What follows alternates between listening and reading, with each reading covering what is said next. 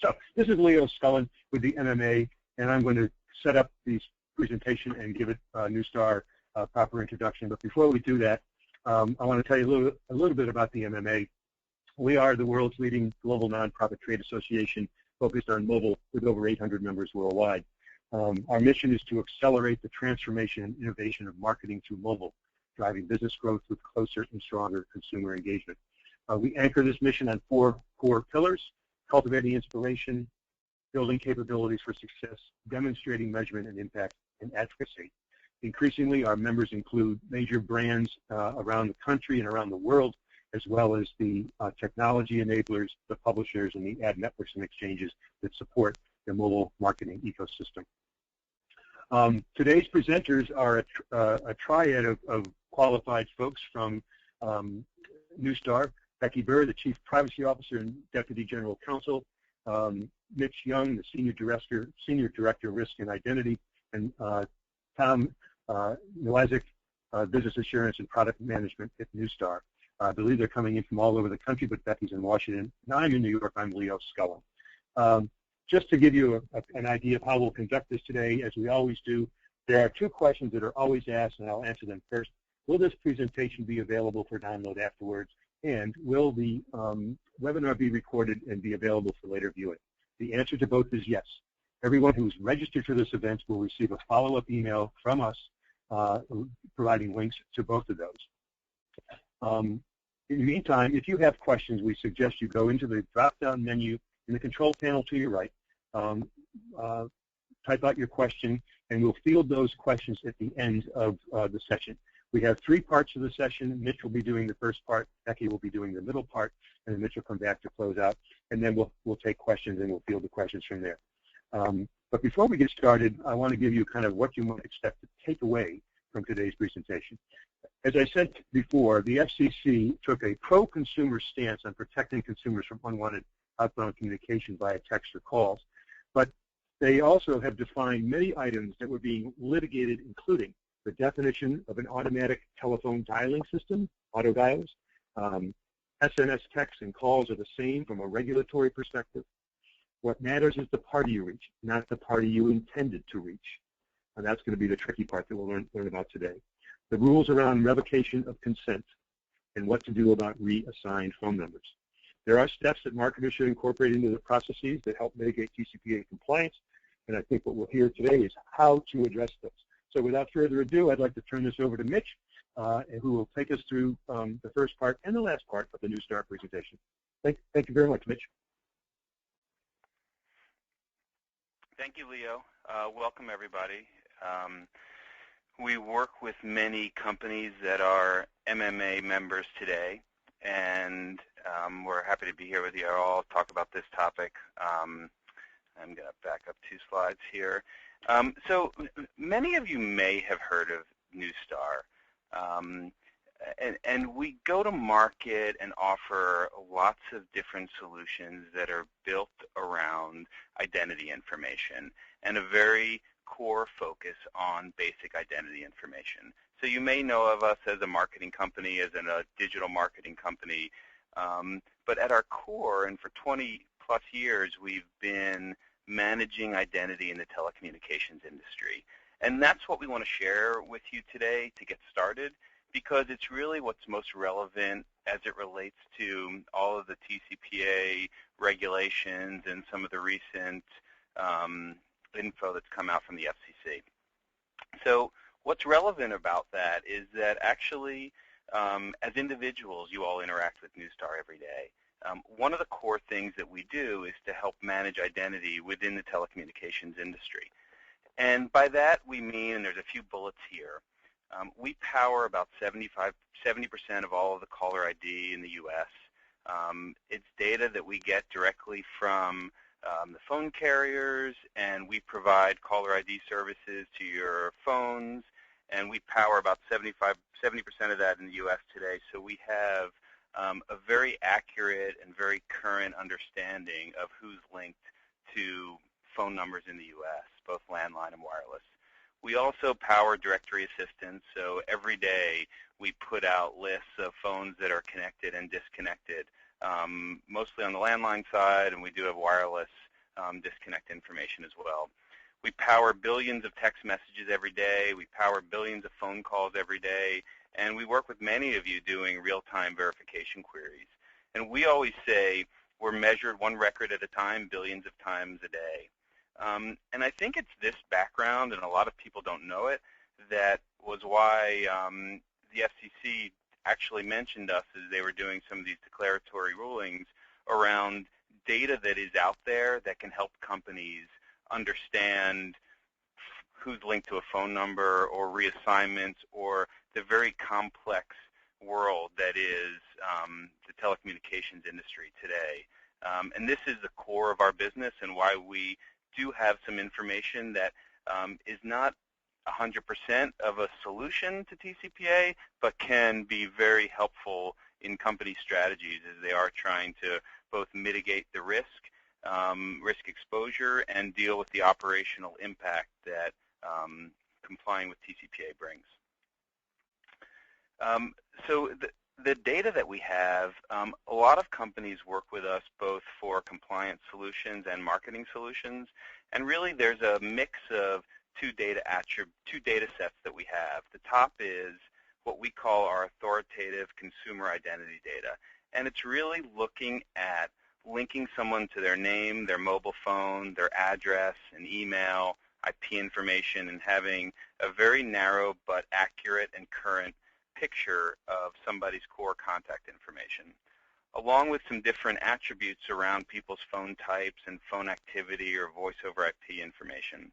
We work with a lot of companies today to help them verify their consumer contact information or enrich their CRM data for marketing activities or operational efficiencies.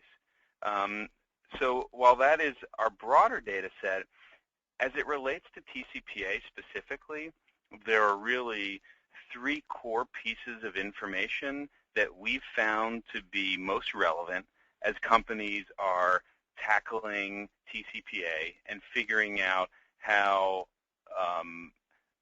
they can meet the guidelines that are out there and the regulations and manage the risk as they see it according to their business.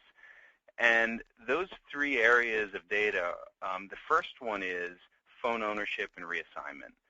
So you all have consumers that have enrolled into your customer list or into your customer database or into some loyalty marketing program, and the key question is, do they still own the phone that they signed up with? Or has that phone been disconnected and reassigned to somebody else? And that is one of the key areas that companies need to focus on to know that the phone they have linked to a person still belongs to that person. A second set of data is understanding the phone type. Is it a landline phone? Is it a wireless phone? Is it a VoIP somebody may pay per minute, or is it a VoIP that doesn't have that kind of a plan? And what is the phone that you're dealing with? And then the last is phone activity. Is this phone currently active or not? And we have found combining those three pieces is data that we uniquely and authoritatively have within our data repositories that has been helpful for companies as they think about their TCPA strategies and they minimize their risk exposure and deal with the operational impact. So that's a bit of background of why Neustar has been doing a lot of work across industries to help companies really manage their phone information so it can be current and accurate as they deal with their consumers in the marketplace. So before we go into use cases at the end, very kind of common scenarios and different solutions and tips that we'll offer, we wanted to provide you insight into some of the recent declarations that have come out. So I'm going to turn it over to Becky Burr from Neustar, who's going to walk you through some of the legal declarations that have come out. Thanks very much, Mitch. Becky Burr here. Good afternoon, everybody. I am having trouble scrolling, so if somebody wants to hand control back to me.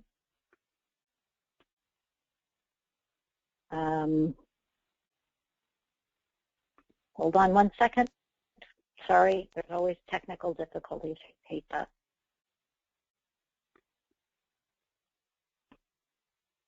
Mitch, do you want to scroll for me, since I seem to be unable to do it? Absolutely. Thanks. Okay, we can go to the next slide. History of TCPA?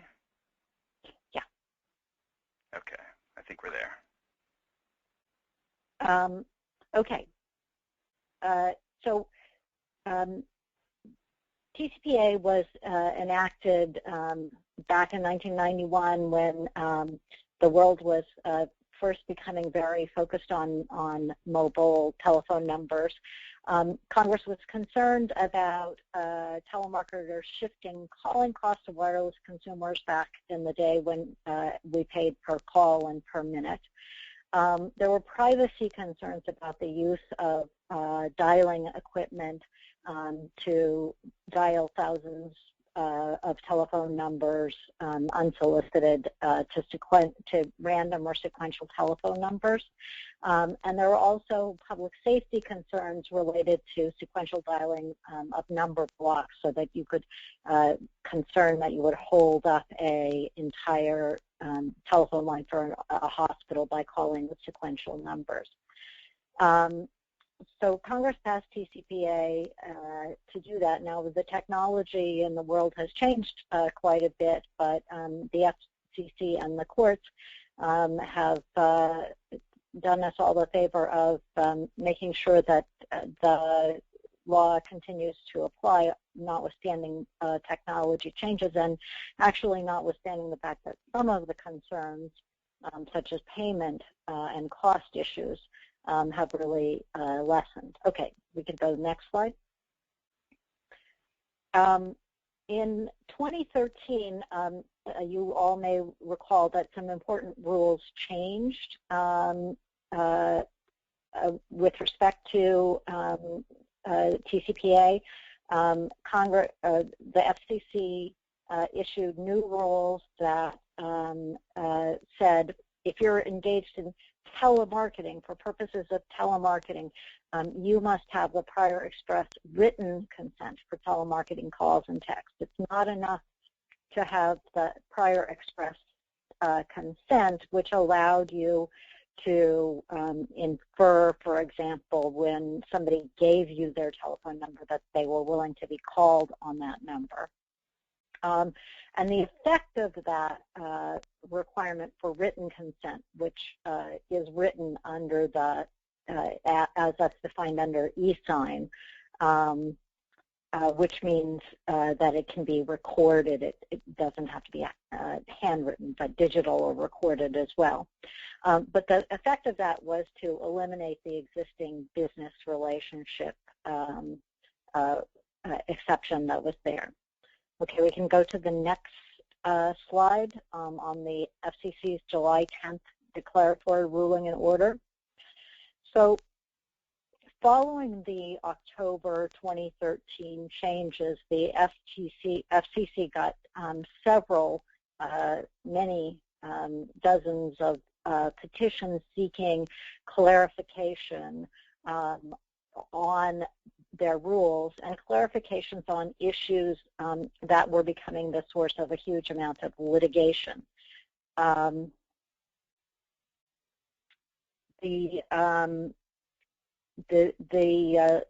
litigation, so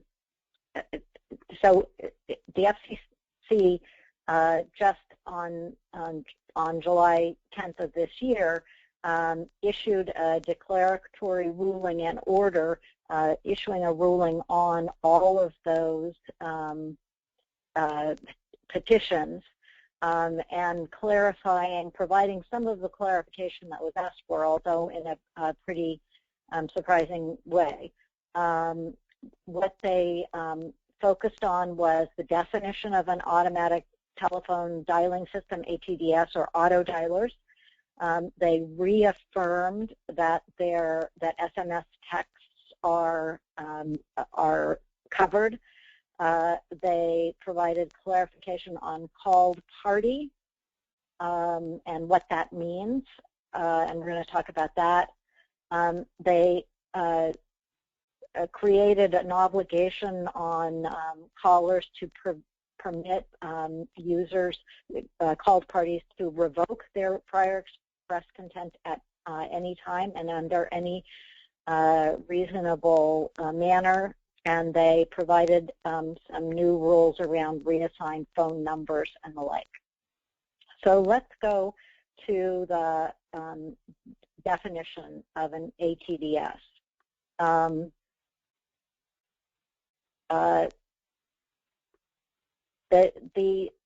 What the Commission said is that the basic function of an auto dialer is to dial a lot of numbers quickly without human intervention.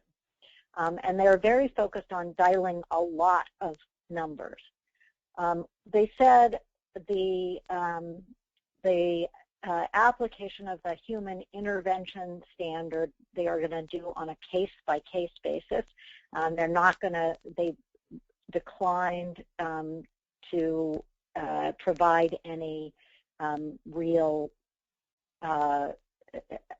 clarification on what that standard was. They said at the outer limits, a telephone handset with a speed dial button is not an automatic telephone dialing system, but beyond that, they gave very little help for us, and they focused and reconfirmed what they had said before, that the issue is not whether the equipment can, at the time that you're using it, dial numbers randomly or sequentially. It's just that it has the capacity to store or produce numbers and randomly dial random and sequential numbers, even if you're not using it for that purpose. In fact, even if you have to add software to the equipment to make it do that, there are some corner cases where the notion of what you would have to do would be so remote. So turning a rotary dialer into an auto dialer would probably, they said, is outside of their limits, outside of the limits. But beyond that, we're very much on a case-by-case basis. We can go to the next slide, Mitch. On text messages, they confirmed that text messages are calls and subject to the Tcpa. To the extent that they are they're marketing text, they require prior written consent, just like auto dial calls.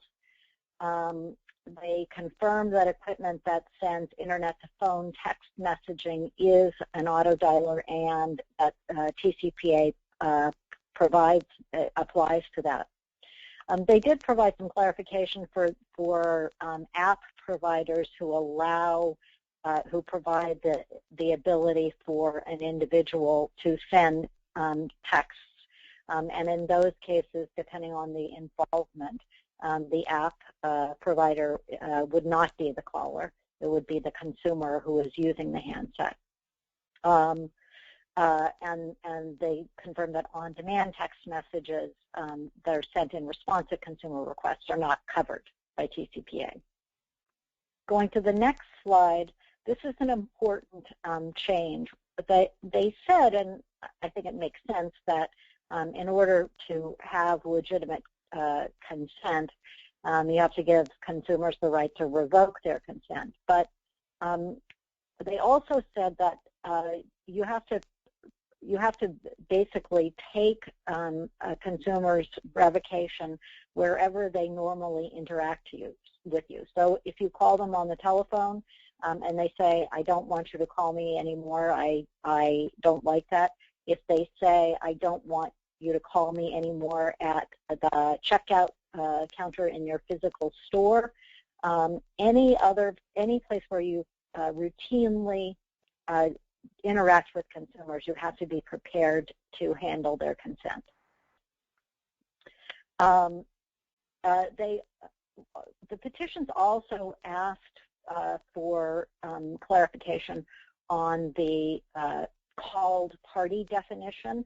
Some of the court cases had said basically that you require the consent of the subscriber, the current subscriber, and if you have gotten consent from a previous owner of that number, and then you call a new subscriber, you have violated the Tcpa. The FCC strongly confirmed that and basically said intent is irrelevant to this process whatsoever. So if you have to call either the current subscriber or the usual customer, the usual user of this. With respect to reassigned phone numbers, which is happening increasingly frequently these days, it's very, very fast turnover, especially in very popular area codes. Some of the petitions asked for some help, some time to allow them to figure out whether a number had been reassigned.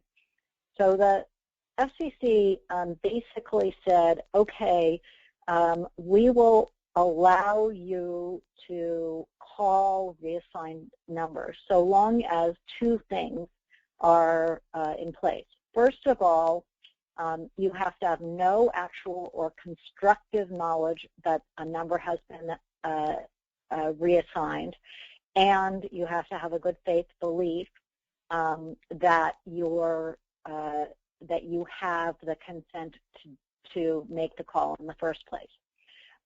That's all well and good, but once you call or send a text after a number has been reassigned, you call or text once. At that point, the FCC will deem you to have constructive knowledge, and that includes whether you get any response to the text or phone call, whether there's any message, whether no matter what, one call after reassignment, and you have constructive knowledge of that. But the FCC basically said that this was an appropriate balance that they were striking between sort of feasibility and allowing people to continue to make legitimate calls and consumer protection interest in privacy and unwanted telemarketing calls. And they further said, look, there are ways of learning about reassigned numbers out there. There are databases that you can use to help you understand the likelihood that a number has been reassigned. You can provide an interactive opt-out on your dialed call. You can pay attention to wrong number reports or triple tones for disconnect. But the bottom line is they basically said you have one free call, but it goes away after you dial it once. And so it's not you don't have a lot of time to learn about that. And then finally, the FCC provided some very limited exceptions for sensitive financial and health care calls. So financial institutions letting a consumer know that there may be fraud associated with their account or very limited usage with respect to breach and the like. And the calls have to be free to users, and they have their sort of specific language. So if you're a healthcare provider, a financial institution, there may be limited exceptions for you, but they relate only to informational calls. Okay. With that, I'm going to turn this back to Mitch to help us out a bit. And Becky, this is Tom. Before we, maybe not before we go to Mitch, but we do have a lot of questions that came up on the call, and we'll be answering those after Mitch is complete with kind of going through some of our tips. And then we Mitch. wanted to do a poll. Tom, I think we want to do a poll now too. Oh, sure. Okay, so let me, folks, we're gonna do a poll to kind of gather where you are right now. What is the biggest challenge your company is facing regarding TCPA within your organization? Please select one of the following: understanding and interpreting the law, finding the best sources for phone data, or improving marketing performance while maintaining compliance. And I see that this is a good question. It's quite a bit of activity here. About half of you have voted. We'll go about 35 to 40 seconds, and then we'll close the poll and show the results. Okay. We have a follow-on question as well. So with about 2/3 of you voting, I'm going to close the poll and show you the results. And clearly, understanding and interpreting the law is a big challenge, and even today, as Neustar is presenting this information, note that they are not the government that issued this. So they too are helping understand and interpret the law. Obviously, improving marketing performance while maintaining compliance is a critical concern. And last but not least is finding the best sources for phone data. So I'm going to hide the results, but I'm going to ask one more question before we move on. And that is, who is involved in implementing TCPA strategies within your organization? Select one of the following: legal, compliance if you have it, marketing operations, or do you outsource this to an SMS vendor and or telemarketing service provider? It appears most of you are residing or relying on your legal teams, which of course makes sense. Those that have compliance departments are using those, but about, you'll see, over 1/3 are using marketing operations or outsourced to other vendors. So with a little over half of the audience voting, I'll close the poll, show the results, and you'll see that legal is the go-to group. Compliance, if you have them, and then marketing operations and SMS vendors are the others. So with that information, I think Neustar can help guide the rest of the conversation. And here we go. I think it's Mitch. Great. And I think it's no surprise that everybody right now is dealing with the issue of understanding the new rules. I will say that you're all not alone. I mean, I think we're at about 370 people that are attending this webinar today. So if it's any consolation, I think everybody's in the same place, Neustar included, of spending a lot of time understanding what these new rulings suggest and figuring out for us, are there ways that we can help? We tend to see two areas of need within companies as they try to understand this. There are just the operational needs. Understanding, what is an automated dialing system is really complicated. It's confusing. There are a lot of operational issues that, honestly, we don't help on that side. When we look at this slide of the tips to minimize TCPA exposure, proper consent, ensuring and capturing and maintaining that, is an area that we don't spend a lot of time around working with companies to help them think through that area. But there's the operations issue, and then there's the data issue. And the key to mitigating your risk from a data perspective is having really clean, current, accurate data. All the risk lies in outdated data, phones that have been reassigned, so not cleansing or maintaining or updating your database, and it's not an easy thing to do. That's where all the risk lies. It lies in calling people or texting them when their phones have been reassigned to somebody else. The risk doesn't lie when you're reaching out to consumers where you have consent and you have the right phone number. So where we have insights is around the areas of data. And it really looks at number 2 and 3 here, which is phone type is critical, right? We absolutely have authoritative data on phones, whether they're landline or whether they're wireless. It includes ported data in there, whether something's ported between wireless carriers or ported from a landline to a wireless. All of that information is included in the phone type insight we have. Also, and this is another area of complexity, is voice over IP. there are different types of voice over IP information or voice over IP plans. OTT stands for over-the-top voice over IP, and it's really marketing companies that are leveraging the voice over IP channel. And really, the plans within OTT, it's the plans within that band that cause problems. If consumers are paying per minute, then that's where there's risk. There are plenty of voice over IP plans with larger companies where it's a typical plan where they're not paying per call and there's not risk. So we're working to really dig into different phone types, making sure it's very accurate and very current, and looking at areas of complexity like VoIP so we can ensure you have very accurate current phone type information.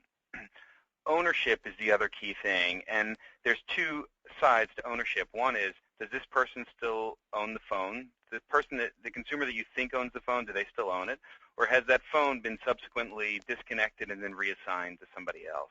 And that's one of the key pieces of information that people need to know. The one-call exemption, this is a really tricky area because, as Becky pointed out, you're assumed to have constructive knowledge after one dial, whether somebody answers or doesn't answer.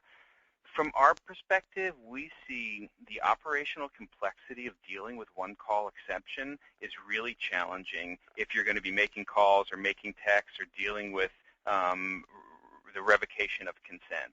And it is somewhat of a get-out-of-jail-free card once, but we haven't yet dealt with this long enough to have worked with companies who've effectively employed a one-call exemption strategy to minimize any operational impact they have on their marketing activities.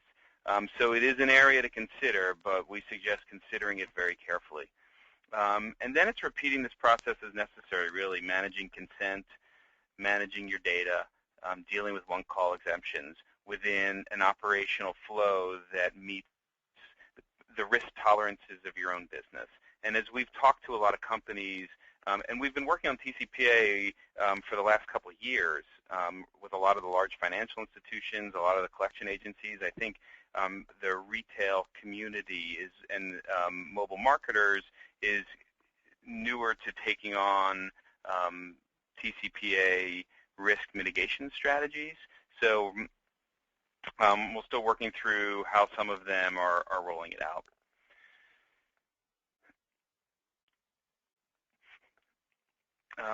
The next slide is a few use cases to talk through.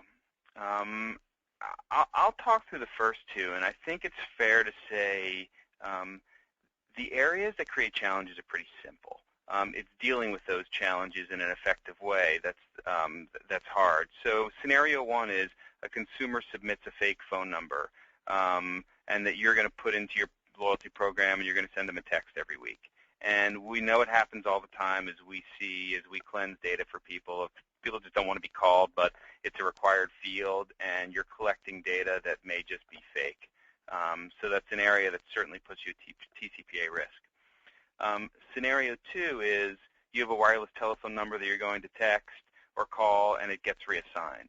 So someone signed up 8 months ago, they disconnected their phone 2 months later, and it gets reassigned to somebody else within 60 days. So within a calendar year, you have a phone number that's been reassigned in your database. To understand the potential risk, if we look at a few numbers, let's say you have a data repository. Let's say you have 500,000 consumers in your loyalty program. What we tend to see as we do scrubs with companies is, let's say 10% of your phone numbers are wrong. They've been reassigned, or they're fake, or whatnot. We've seen higher. We've seen lower. That nets out 50,000 phone numbers that are potentially problematic. If you think about the low end of a fine, $500 per call or text message to the wrong person, that's $25 million of risk exposure with 50,000 phone numbers that are wrong. So this gives you a sense of the magnitude of the problem. Lawsuits get settled, but there have been a lot in the market today. We've seen them coming more frequently. If you're texting somebody every week, you can think about 50,000 wrong phone numbers a week, so that's 200,000 a month. the top end of the risk exposure is significant. So I think that's why we're all here today. Scenarios 3 and 4, Becky, I'll turn these over to you because I think they're more legal in interpretation than data-driven. Sure. Scenario 3 is a consumer ports their wireless phone to another carrier. Now, the FCC is careful to point out that porting your phone, even porting from a wireline to a wireless number or porting from one carrier to another, doesn't have the effect of revoking consent. But we should point out, so if a consumer ports to another carrier, you don't have to worry they haven't revoked their consent. But you have to worry about ports because chances are, if they've ported from a wireline to a wireless, you've never acquired consent to auto-dial them because you never needed permission to dial them on a landline. Scenario 4 relates to the revocation piece, and I think this is in particular one of the newer things that we really have to worry about.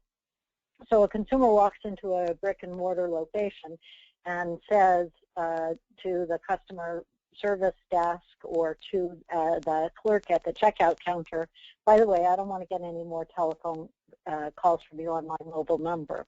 Well, that is very clearly permitted under the new declaratory ruling and order, and so we all should be thinking carefully about all of the ways in which we interact and the normal places that we interact with consumers, and make sure that we have systems and that we're educating our staff to collect that revocation and make sure it gets fed back to the system.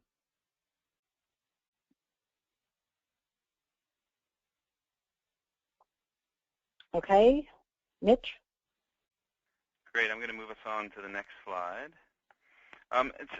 This is the type of data that we do have available in our verification solutions today, and we've commingled a few different solutions together into one that we think meets the needs of TCPA regulations today to make it easier to consume.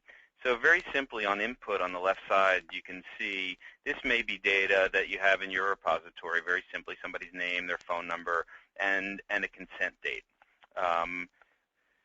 Those are the only 3 pieces of information we really need.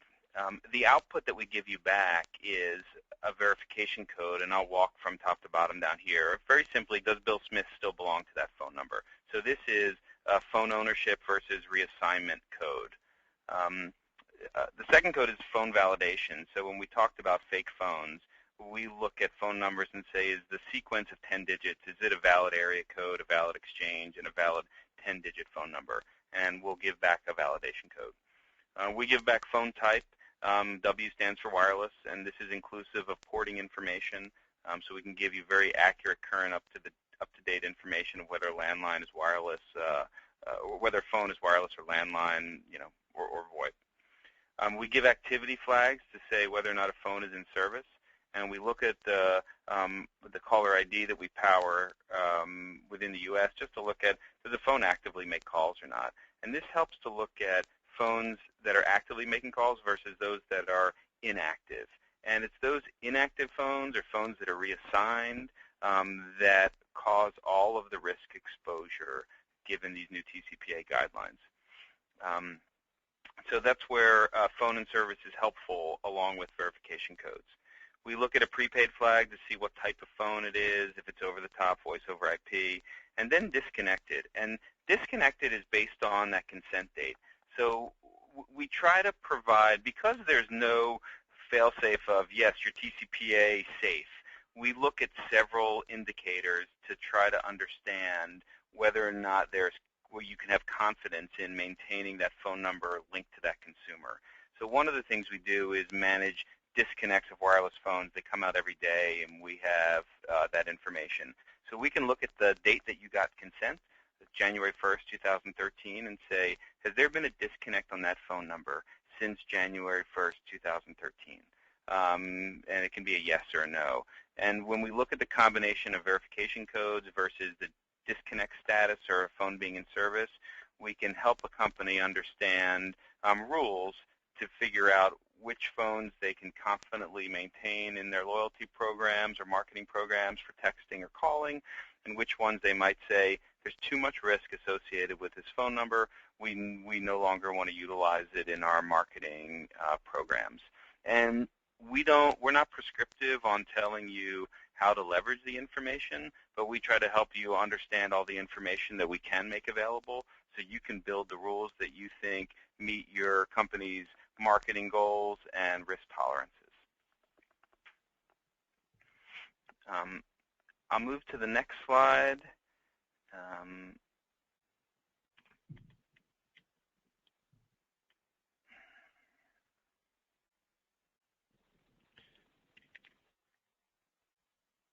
Mitch, maybe now is time for us to go through some questions. Yeah. Becky, are you still on? I am. Perfect. So we've been getting a lot of questions across a lot of topics, so I'm just going to start clicking away on some questions. The first question we got was really around operations text messages versus, marketing.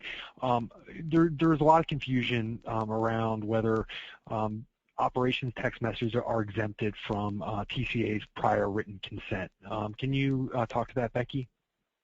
So messages marketing messages, any marketing message has to have written consent. Messages that are purely informational and that do not contain any marketing content would be subject to TCPA, but the requirement is that you have prior express consent, but it doesn't have to be written or recorded in a way that satisfies the e-sign requirements for a signature. But it's still covered. So it is covered, and then you're also making an assumption on those operational text messages. If you accidentally text the wrong person, that could potentially be an issue, correct? With those operational text messages. Yeah. Correct. Okay. Correct. Because if you don't have the right number, then you don't have consent. That's the bottom line here. If you're not calling or texting the person that you got consent from, you don't have consent, so it's a TCPA problem. Okay, we got another couple questions on porting of phone numbers. So the questioner asked, they thought that when a phone number ports or gets reassigned, so the person deactivates the phone, that phone number gets reassigned, that there was a 90-day waiting period before that phone number got reissued. Can you talk a little bit about the how long phone numbers get rested, Becky? Actually, that's a 90-day maximum. They have to get back into the system. But in fact, they get back into the system much more quickly than that. I think that we've seen, 30 days surely, and in some very popular area codes, maybe even tighter. Interesting. And that information is one of the reasons we often suggest verifying data every 30 days. There's companies who send out weekly notices who've wondered if they need to do a verification prior to each weekly text marketing program. We think that's extremely frequent. But there are companies who do it once a month because we've seen phones get reassigned. It's certainly a smaller percentage. And then there's companies who want to do it 60 days or 90 days. But without a doubt, phones are getting reassigned within that period. So it does pose some risk. And again, it's all about balancing your company's risk tolerance with your marketing goals and your operational strategies.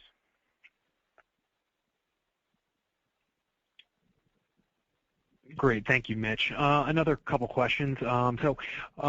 Regarding revocation of consent, so the question asked specifically if stop codes were required in a text message, but I would even extend that a little bit further. If a consumer, if you're a retailer and you kind of send text messages out, so first you have to include kind of stop terminology in your text, and then secondly, how do you need to handle consumers walking up to the register and opting out of a text messaging campaign? So the FCC was quite expansive about this. They basically said that consumers can revoke their consent in any reasonable means, and sort of whenever they interact with you. So you do not have to, provide they gave an example of an interactive, is this have we reached the following person, or at the end of a call permitting them to revoke, permitting them to go to a bill payment center in a brick and mortar store, and I don't think that you would find a counter, a checkout clerk would be less expected where you interact with consumers. So at the very least, you have to be prepared for text or phone calls coming in to revoke. But basically, there's not a mandate that you, not under, except under, canned spam, any canned spam requirements would remain. But with respect to TCPA, you just have to permit them to revoke, but the order does not suggest that you have to provide affirmative invitation to them to revoke. Great. So we have a few more questions. Sorry, I'm just trying to read them all because there's so many. So we got a question around compliance. So, I know this gets talked about frequently between Neustar and their clients around, how do you create a program that's 100% compliant to TCPA? Can you talk a little bit about the nuance of that and kind of, what firms are doing today, Becky? Well, so we have looked at this, and we don't think that there is a silver bullet, unfortunately, out there. I think that, as Mitch suggested, this is really a risk management and risk mitigation process.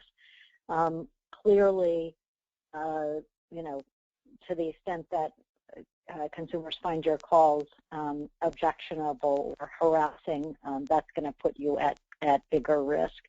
But we do think that you need to sort of look at the resources that are available to alert you to changes in numbers and make sure that you've done a good job collecting consent or collecting revocations where they come in. Obviously, the porting information is critical to stay abreast of. But I think the real question is how up to date is the linkage between the person from whom you have collected consent and the number that you are either texting or calling. Obviously, the quality of your consent matters a great deal. And if you don't have the prior express written consent for marketing, you need to be collecting that. Yeah, and I think one of the other, for those of you and us certainly that work in the world of data, we know there's nothing that's 100%. It just doesn't exist. And I think, though, that what we've seen is, managing and cleansing and maintaining a database of customers too, it's just not easy. And there's often hasn't been necessarily a business ROI that gets attached with maintaining a consumer repository as frequently as everybody would like to do, because of course everybody wants current and updated information, but sometimes you're challenged internally in getting money to spend on the project when it may not necessarily yield more revenue in the door. And we all know we're strapped for both resources and money. And this is now an area where cleaning up your data is now a requirement. So, you know, the budgets are going to come. And I think what's hard to predict is if we fast forward a few years from now and, you know, generally consumer databases, whether it's across financial institutions or collections or retail, are much more cleaned up, the incidences that are causing the problems go away, and, you know, do things get more muted, and do solutions that may not be 100% but are very good make the craziness of TCPA today tend to go away. And I think that's an unknown right now, but there's certainly opportunities to make data cleaner, and we know there's no 100% solution in the world of data.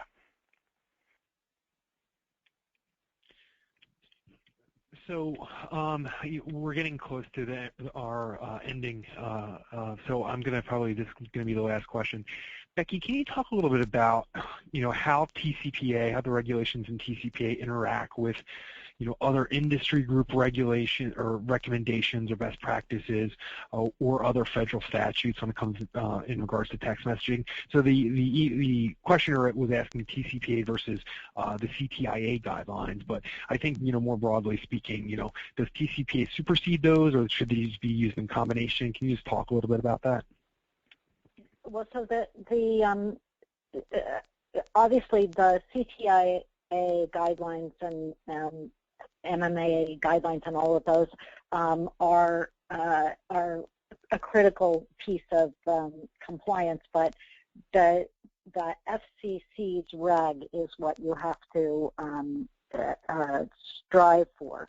And I think that, you know, where there was double opt-in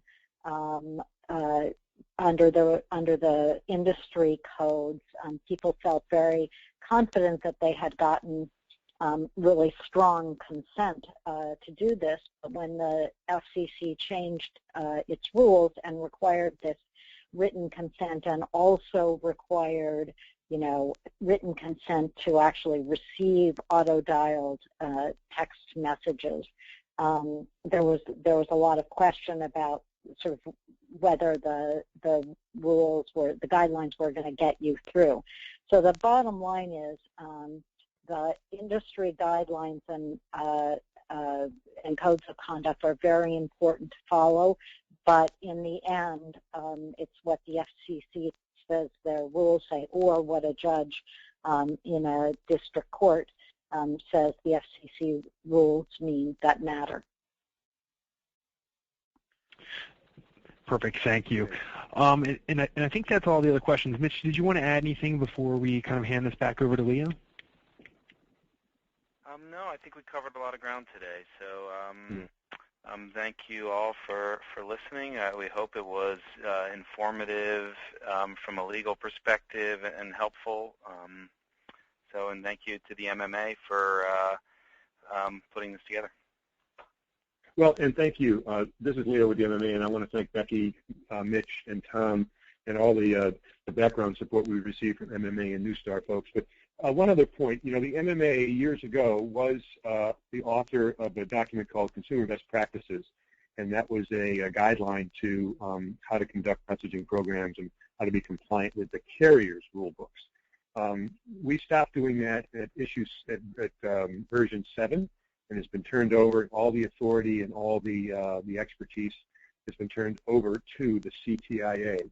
And those of you who are SMS vendors are very familiar with the CTIA. But the MMA no longer inserts itself into the messaging best practices business anymore.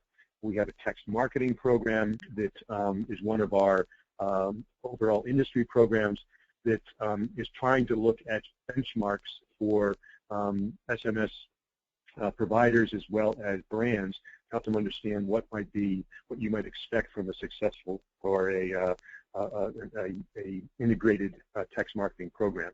But for the kind of counsel that many of the questions seem to indicate, you will need to talk to messaging experts. You will need to bounce things off CTIA. By all means, you should check in with Neustar.